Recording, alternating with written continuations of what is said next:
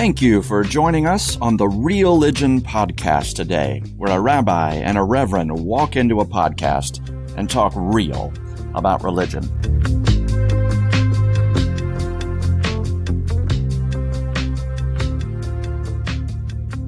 Joel, good afternoon. Howdy, Eric. How are you today, sir? I'm okay. I'm a little tired, but in a good way. I spent many hours into last night catching up with some old friends from my previous community in Omaha, and they're an hour behind me.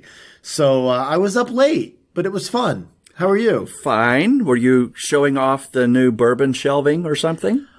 I wasn't showing it off, but I would say I was partaking of things that are on said shelves, yes. I see. Okay. Well, that explains it. Are there any of those bourbons that you have decided, no, thank you, you will never buy another bottle of that? Oh, yeah. I thought you were going to go the other way and say that I'll never open because, they're too rare, too expensive. And the answer to that is no. That they're there for drinking. But yeah, I've definitely tasted some that I have not liked and do not need to own again. You rascal, you're going to cancel those bourbons? I can't believe it. I see what you're doing now. I see. Today's topic for all of you, we had some ideas for topics come in to us from some of you, our friends and beyond, and one hot topic going around the world right now, especially the American corner of it, is cancel culture. Uncancel. Oh, I thought it was going to be bad segues by Pastor Tolbert. Gee, thanks. I'm doing whatever I got to do to give you some energy, man. No, we're good. I'm not canceling you. Never. So today we get to talk real from a religious point of view about what does cancel mean, and is it faithful ever to cancel or be canceled? And did God cancel? And what does Scripture say about canceling? And how do we as faith communities practice sometimes canceling or being canceled? How does all that work through a religious lens? And I hope y'all enjoy this conversation, and we're going to try our best to enjoy it as well. Well, and frankly, I don't know that I have any answers, but I'm certainly looking forward to thinking through it with you. And as I often tell my congregants, one of the beauties of real conversations is that I come in with my thoughts, you come in with your thoughts, but then ideally we both leave somewhat changed and learned in the process. And of course, that's our goal with all of our conversations. But I think especially this one, because this one has hit home for me this week.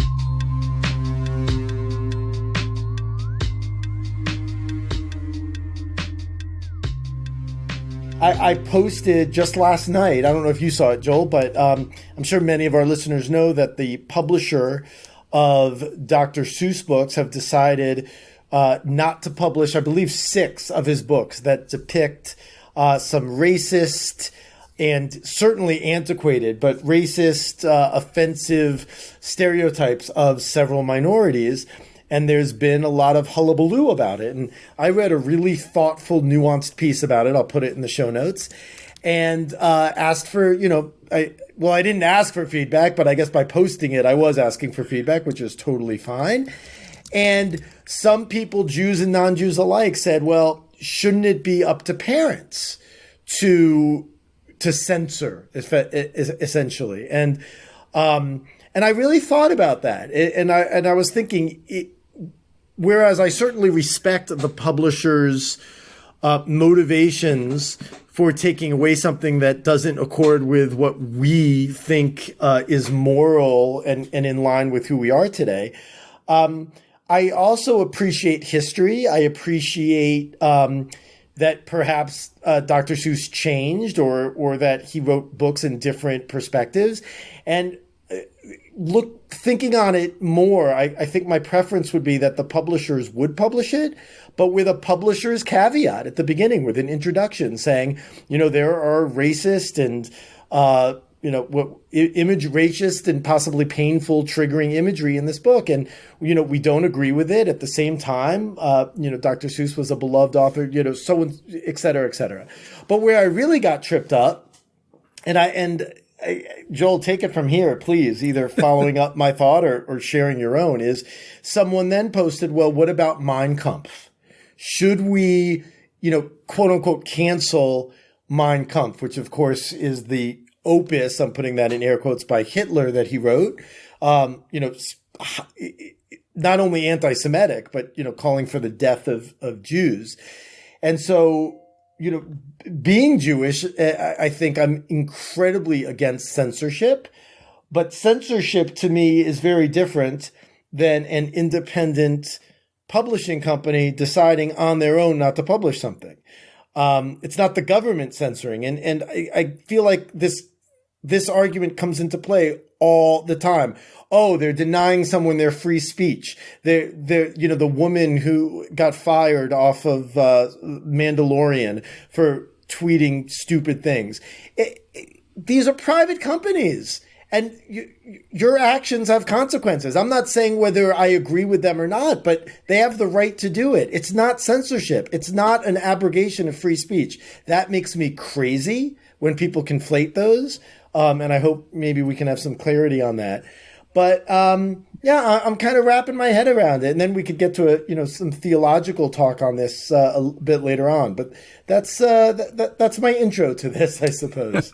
I love it because it shows the real world pain and struggle and diversity of ways that this term, being canceled or cancel culture, are landing on all kinds of platforms against all kinds of media or individuals. And individuals are using this term, cancel culture, abundantly, sometimes semi-consistently, but often just as a flaming insult that they throw out there because they see somebody make a choice or make what they think of as a principled or moral or religious choice, and they choose to no longer consume or participate or publish or support something, and they get ridiculed for being part of the woke culture and the cancel culture that pulls itself from supporting anything that they disagree with. And you see that kind of insult flying around in America right now. Very seldom do you see people using it for the things that they dislike, right? If they dislike it, they are welcome to cancel it, boycott it, divest it, sanction it. They are able to do whatever they need to punish or block somebody that they disagree with. But if they agree with it and somebody else is punishing it or protesting it, then it's, quote, cancel culture, and it's used as an accusation.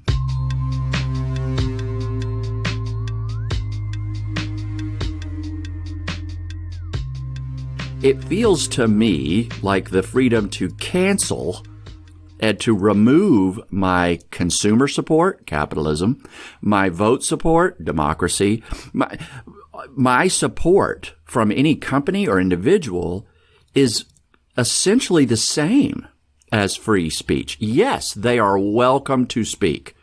But if their speech or their actions cause a consequence where I no longer support them, I talk to others about the stupid thing that they said and suggest to others that they no longer support them either.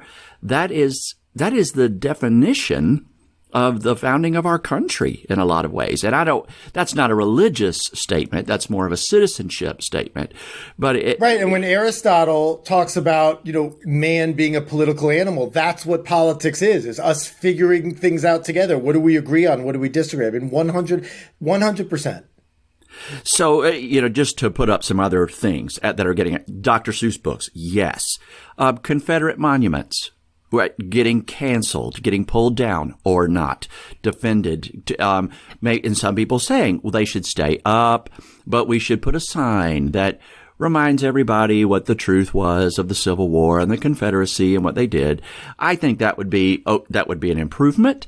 I think we should also put up a sign that says this Confederate monument was erected in 1961 after Martin Luther King preached and led a march down down Main Street of our southern town, so that people would realize, oh, for 100 years you didn't care about the Civil War memorial, but once people were pushing for equal rights, then you started caring about it and pulling up the old Civil War slave past of the South to try to push back against civil rights. And that, if you want to cancel a monument, that makes sense to me. But from some people. And if you want to try to defend it, okay, but you better defend it in its real context, what that monument really stands for, what we really learned from it. Same with Mein Kampf. If a publisher's going to choose to keep publishing that, good grief, they better tell the story.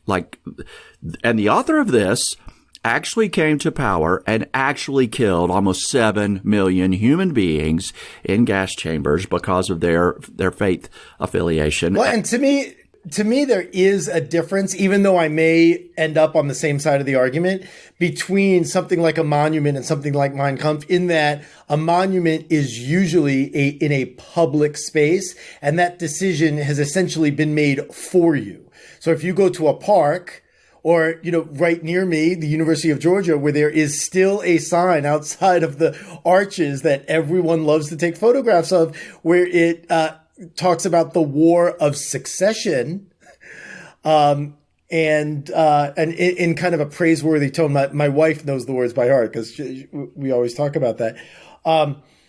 And something like Mein Kampf, where I can choose not to buy it, I can choose not to read it. That's a good differentiation. The public space where you can't, the only way you can choose to not support it is to not go out in public, versus the private choice to participate in something or subscribe to something. I can see that That's difference. Right. And one thing you said is, people are free to say whatever they want. The way I've been putting it as recently is 100%. And I have the right not to give you a microphone to do it. So in other words, and I could be Rabbi Linder on my pulpit. It would be like inviting a Nazi to speak on Friday night services, or someone who's Jewish that absolutely hates Israel and has no nuanced approach to it, but just says things that are blatantly untrue or extreme. I have the right, as the rabbi, not to invite that person to speak to the congregation. That's not a violation of free speech. That's just in line with who we are as a congregation.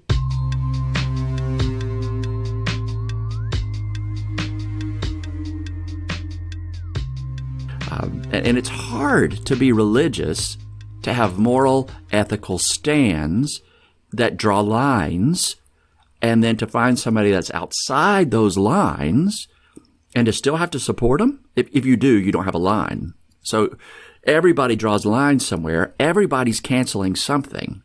I could be mad at a homeowner because they bought a Samsung TV and say, oh, you're canceling Sony. But there's something about choice that Americans are forgetting. It's like your choice is only good if it's the same as my choice, as opposed to your choice is your choice about a lot of this, and then I get to choose whether or not I critique your choice or follow it. That's it. Yeah, that's really well put. I like that. And from a religious standpoint, my first thought is, certainly, there's this Jewish idea. I think we may have talked about this in the past, of Shammai and Hillel are debating, and God comes down and says, well, you, both of you reflect the living God. Meaning, it's this nice way of saying, you're both holy, you both have integrity, intelligence, the desire to do the right thing. However, the law goes according to you, Hillel, meaning one of you is right and one of you is wrong. And what Hillel supposedly tried to teach, and one of the reasons why we as Jews aspire to be like Hillel from the first century, is that Hillel would have an argument b'shem Shemaim, in the name of heaven.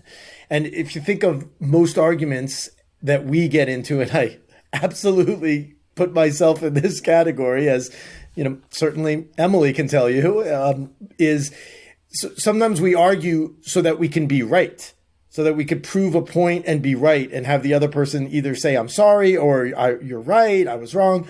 as opposed to trying to get at a truth. I don't want to say the truth, but a truth or an understanding. And where I do not, I don't want to say support cancel culture, but where I kind of draw the line is, are we reacting too much and not willing to entertain a perspective that makes us uncomfortable? And at the first glimpse of its discomfort, we say, okay, cancel it. And for me, one of the things I struggle with, and there's been a lot of posts in my rabbinic Facebook page lately on this, not on mine, but on the confidential Facebook page of our organization, Central Conference of American Rabbis. There's been a lot of talk about but should we use Woody Allen movies as teaching tools in adult ed, which for the past 30 years have been staples. I mean, if you're talking about pop culture and Jewish themes, I mean, Crimes and Misdemeanors as a prime example of something that's been used in sermons, in teachings, in adult education classes. And there is a whole movement of, why should we lift him up? There are so many other wonderful voices, including minority voices, people who aren't cisgendered, white, millionaire men, right? And I personally struggle with that. Not because I love Woody Allen films, I actually don't. But, sometimes I ask, well, where do we draw the line? Which is a cop-out because we do draw the line. I'll confess on this. I listen to Michael Jackson music. Would I quote his lyrics in a sermon today? I don't think so. But if there was a dance, if there was a temple dance and we hired a DJ, I don't think I would be so focused on making sure the DJ didn't play Michael Jackson or any other number of troubling things. I would have him not play things with offensive lyrics before I quote unquote canceled the artist. So that's where I struggle on this topic. Yeah. There was an ancient theological debate that Christians had to go through where during the Reformation particularly, where pastors, clergy were trying to hold the Catholic Church, the one church, accountable. Orthodox Christians will be mad at me for saying that. So, okay, the mother church, not the first time. Right. Tried to hold the mother church accountable to things and reform it from the inside out. There were some who stayed and tried to hold the Catholic Church, the lower C universal church, accountable to its higher standards that it said it was trying to follow. And then there were others who canceled the mother church and bolted and went out and started their own denominations. So that was, we have in our history the habit of trying to decide, do you hold on, persevere, stay in relationship with, and try to educate and awaken, right? There's that woke term, but awaken in somebody that you have a relationship with and a bond with, a covenant with, to see the world a little differently and to stop doing the harm that they were doing. Versus when do you let go and walk away and discipline them with an absence of you and go try to form a new parallel community that does it better, that does it right. And there were all kinds of debates back then. Hey, if one of those preachers baptized me, does my baptism still count or do I have to do it again? As if the act of the heretic preacher is no longer holy. And then the Reformed movement, the Reformed theologians said, no, the art and the action that came out of that heretic preacher was still an act of God somehow. And in a way, now somebody's going to say, boy, Joel, this is a stretch, right? Michael Jackson is messed up, and one of the greatest artists of all time, right? So is there a differentiation between the artist and the art? And I can do that as long as I remember both, and separate the two and not let them become so conflated that support of the art is support of the artist, Or vice versa. I have to remember whenever I'm playing it, listening to it, or talking about it, to separate the two for my listening audience. And I do think there is a difference between what you and or I choose to do privately or with our friends and family. Like if I invited a few friends over to watch a Woody Allen film, as opposed to it being a congregational event where I'm kind of lifting that up in a congregational sense.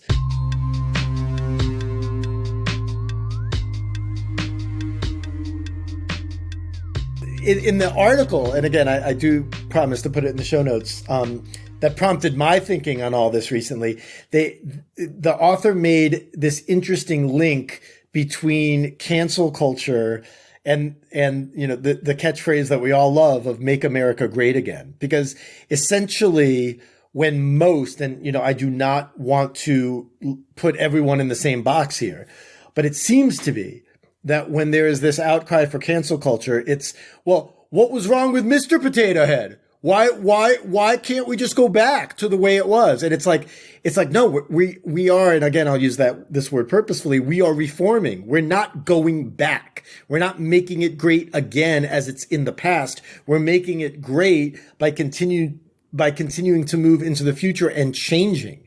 Essentially, those who are against, again, this is what it seems, caveat, that those who decry us canceling offensive or painful things just kind of want things the way they are or the way they were. This nostalgia that frankly isn't okay anymore. It's not okay that those books have racist imagery. And I love Dr. Seuss. As a matter of fact, I've been using the Sneetches as a teaching tool for the last 2 weeks to talk about people who have vaccines and who don't. If you haven't read the Sneetches, go read it. It'll be very obvious to you. I see you smiling, so you know it. That's Joel. Cute. That's awesome. I remember as a kid in this, early 70s Georgia, Brer Rabbit was still a thing.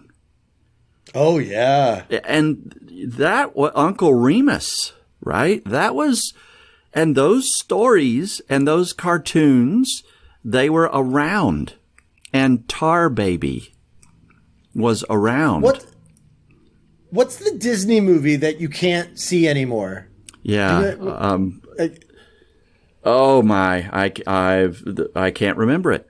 But that. And if I remember correctly, there was a ride at Disney World based on it that they also completely changed the imagery of. Sure. Something South. Mm-hmm. I think. Songs of the South or something like that. Yes, Song of the South, something like that. Yep. And that was if you were raised in Jim Crow South, that looked cute because you had this big, jolly old black man walking the streets with cartoon birds on his shoulder, singing a fine song.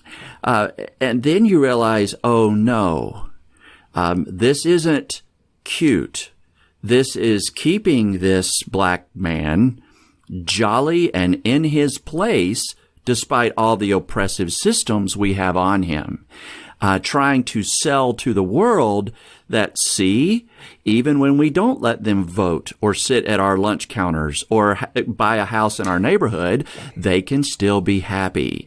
And then you take a deep breath once you see that and wake up and go, oh no, I cannot tell that story anymore. I cannot even support those who do tell that story. And this is like, to bring it back to religion a little bit, this is like the Israelites being freed from Egypt. And what's the first thing they want? They want to go back to Egypt, back to where it was comfortable, where they knew what it was. And of course, there's parallels to Shawshank Redemption or actually, I should flip that. The Shawshank Redemption. As I like to joke, you've seen the movie, now read the book.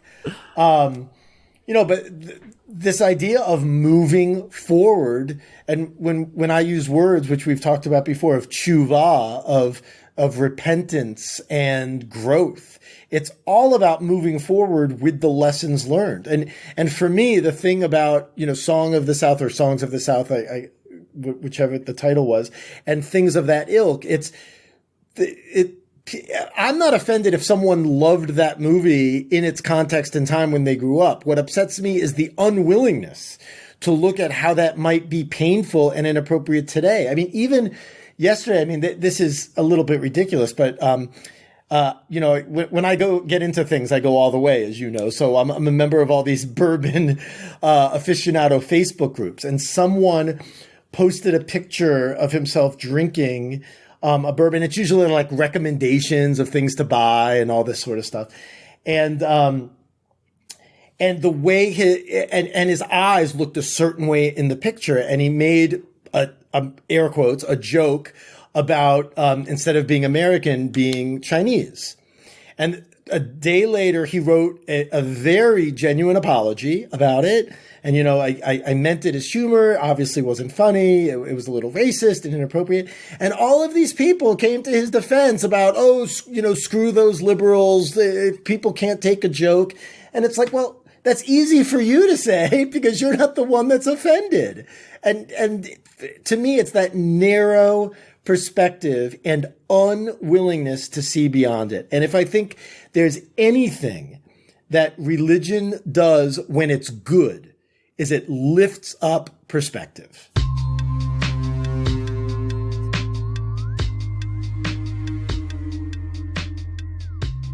Self-correction is not cancel. And that's where I really get so frustrated. CPAC, right? I think its theme was Uncanceled America last week. That was its theme. So this cancel culture idea, right? It is seeped in deep right now. But when the Dr. Seuss, like the owners of the estate rights to Dr. Seuss books say to their publisher, we are no longer comfortable publishing these 6 books that our grandfather or our ancestor wrote. We understood he was a product in time of that culture, but they are no longer appropriate, and we see them for what they were. They have a choice. They can either ask the publisher to edit them or to remove them or to push forward, but their personal principles say, we don't feel comfortable editing them because that wasn't the original art, but we also don't feel comfortable publishing them. We pull them ourselves. And then people complain that they got canceled. No, they self-corrected. They repented. They turned around. And that is the point of our faith community sometime, is to awaken each other to the more beautiful reality that we all say we want, and judge our current reality against that more beautiful one and see what we're willing to let go of to help grow the new. When we do that, we're canceling stuff every time we worship. We are finding something about our creation, our habits, our traditions that no longer point to God and God's coming kingdom. And we're saying, cancel that stuff. Grow something new, God. I'm about to do a new thing. Don't you perceive it? And if we were to say, well, God, stop canceling everything that you did before, right? Who would we be? We wouldn't be followers of this God. There's a good sermon there. Uh-oh. I've been trying to figure out how to differentiate true, like, that's kind of weird, cancel culture, versus, no, that's a freedom and a right of expression, or even a responsibility to draw a line. And maybe if you're canceling something just because you've got a grudge against it, okay, that's ridiculous. If you're canceling it because you're holding it accountable, good for you. If you're, that's one. If you're canceling it to keep power for yourself, the way it's always been, no. If you're canceling something to empower those that thing has been blocking or shunting, great. Or if you're canceling something to grow some new justice for the oppressed, great. But if you're upset about something being canceled because it protects your unjust system, then forget it. And I'm hearing it used in all those ways. Oh, yeah, absolutely. And I think, like with most things, social media is not good or bad in and of itself, but it certainly amplifies this problem because everyone finds out about it. So, when that actress from Mandalorian, which I'm still 3 episodes behind on, got fired, I mean, immediately millions of people knew it, thought about it, reacted to it. And if it happened 20 years ago, it wouldn't have been not that it wouldn't have been a big deal, but it wouldn't have gotten the attention, the noise, because of just the way social media works. And you and I have been canceled. We have had people leave our congregations because of one thing that we said or did. And when we said it or did it, we thought we were being faithful. We thought we were being whatever, right? They heard one thing, made an instantaneous decision about why we said what we said or did what we did. And not only us, but the congregation that we're in, that those individuals cancel their relationship with us as clergy and with all their co-celebrants in the congregation. And I think about that. Like, I'm mad at those people for canceling me and canceling the whole congregation. Absolutely. And it hurts. And it's so easy to take personally, especially when it is because of something you said, even if you stand by it. I mean, there have been times when I've said something that then got brought to my attention or didn't say something. And it's like, ooh, I shouldn't have done that. But if I feel in my heart and with integrity after thinking about it, that for my own integrity, I don't think what I did was wrong. It still hurts, but it's different. But the flip side of that is we stand for something, and I don't mean that in an elevated way, like Joel and I stand for something and nobody else. I mean, any religious leader ostensibly stands for something, and something that I tell my congregants from time to time, which is somewhat not paradoxical, but perhaps counterintuitive, as Reformed Jews who have a very wide open tent and we welcome interfaith families and everybody's welcome, is that we are not for everyone. We're not necessarily for all Jews. There is a flavor that I bring, that Reformed Judaism brings, and I in some ways, I respect someone's decision to quote unquote cancel us if it's not the right flavor. Now, if it's because of one sentence of one sermon and that happened to be the one time a year they went to services, totally different story.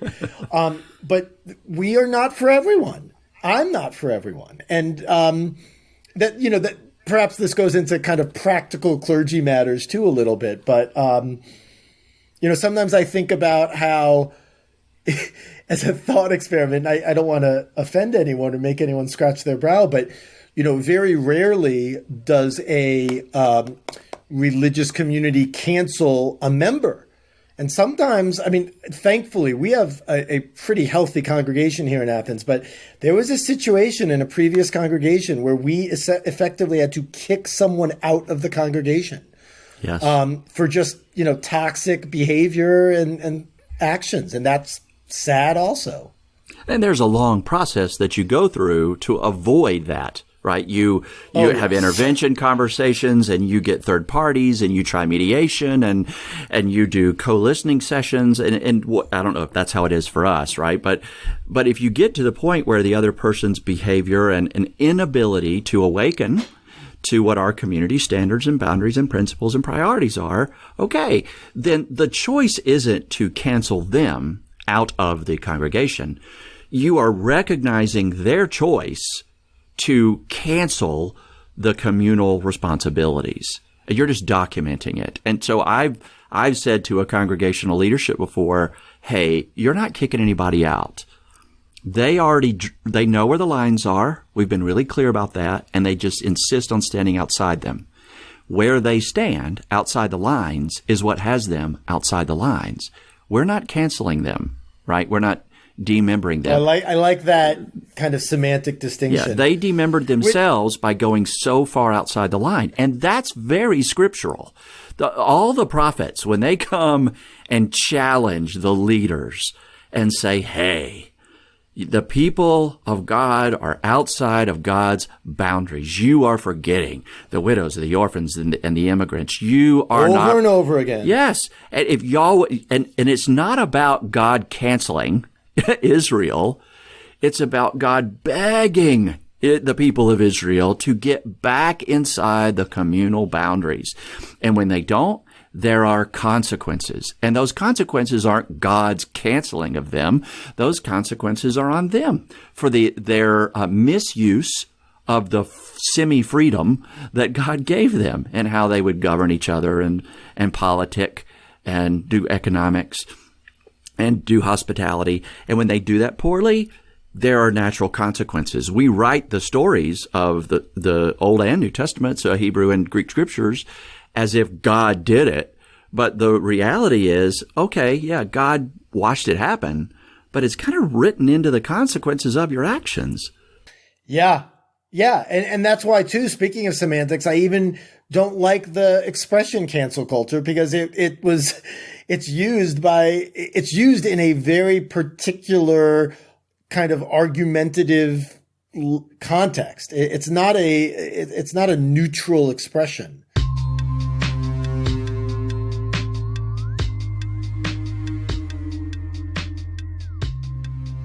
The point that I'm trying to imagine and just lift up to challenge the quick spouter of cancel culture as if it's an end all to the argument is look around you.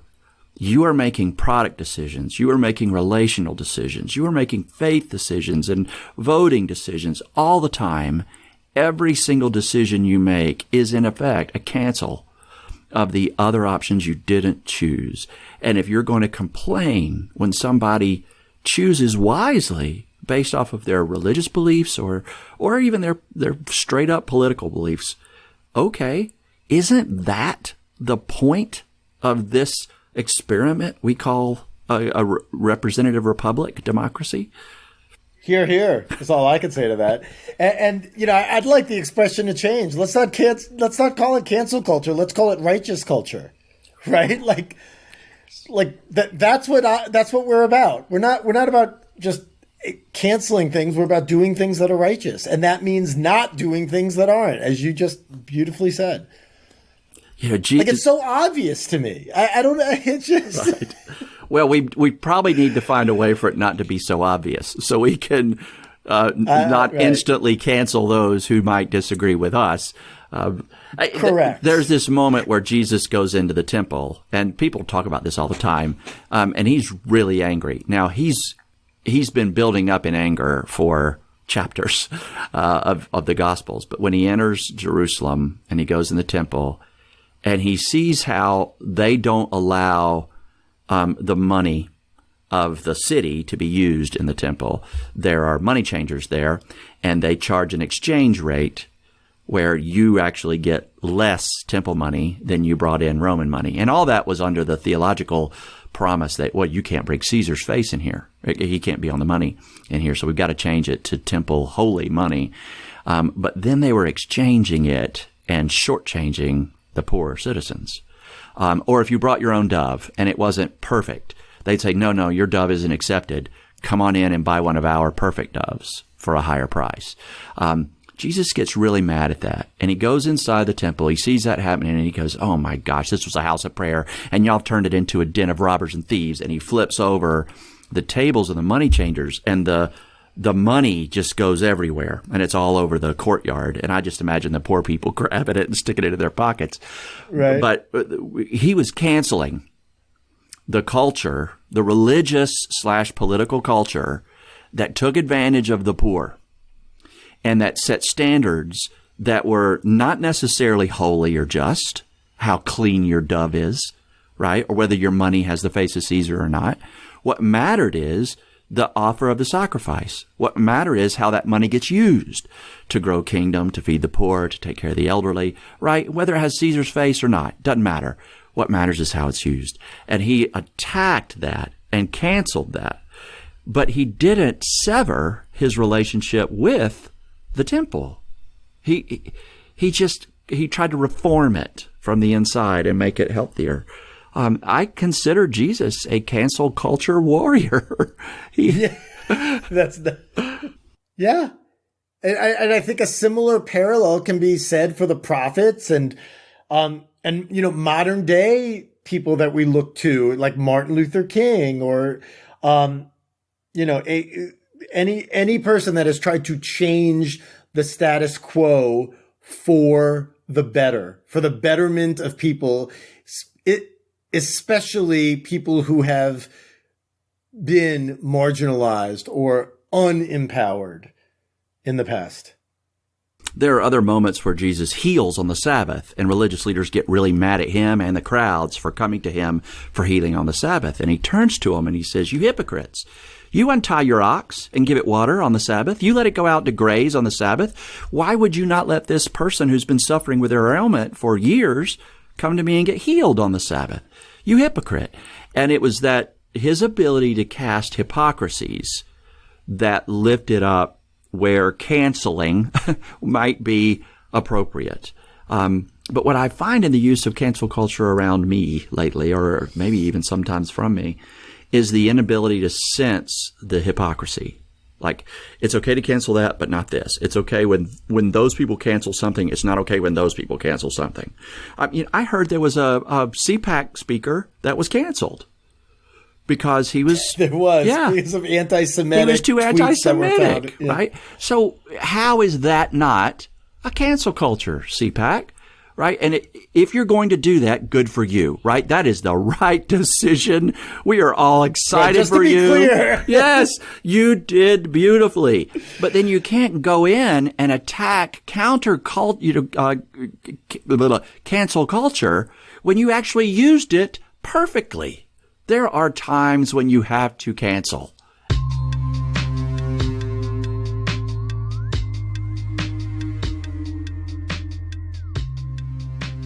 I'm just glad our listeners, I'm hopeful that our listeners won't cancel us. But if you do, it's your choice. No problem. I have worried about that. Yes, I'm putting out a podcast and somebody's going to listen to it and go, nope, he's not my preacher anymore. Thank you for joining us on the REALigionPodcast podcast today, where a rabbi and a reverend walk into a podcast and talk real about religion. I'm Reverend Joel Tolbert, and on behalf of Rabbi Eric Linder and all the REALigion fans out there, we thank you for being with us today and invite you to send us any feedback or suggestions or topic ideas to REALigionPodcast@gmail.com. Until next time, keep it real.